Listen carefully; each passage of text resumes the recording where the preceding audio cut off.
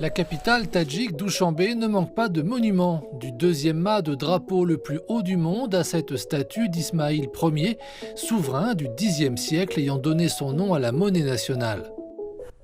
Le dernier ajout à la liste des bâtiments impressionnants de Douchanbé est le monument de l'indépendance et de la liberté. Inauguré en 2022, il a été construit par la société chinoise CSCEC Xinjiang Construction and Engineering Corporation.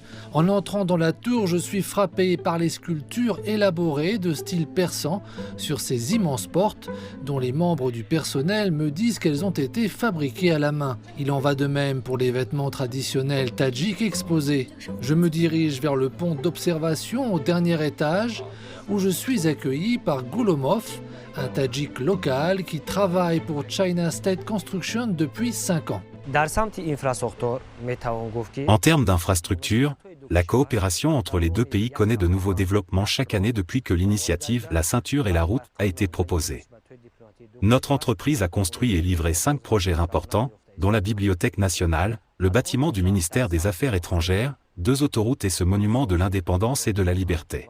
La hauteur de la tour, 91 mètres, symbolise l'année 1991, marquant l'indépendance du pays. Si elle commémore le fait que ce pays d'Asie centrale a tracé sa propre voie, c'est une voie qui est de plus en plus intégrée à celle de son voisin de l'Est, la Chine. Plus de 530 entreprises chinoises ont des activités au Tadjikistan, dans des secteurs tels que la construction, l'agriculture, l'industrie, le transport et la maintenance. Ces entreprises ont créé de nombreuses opportunités d'emploi pour la population tout en contribuant au développement de l'économie et des relations bilatérales.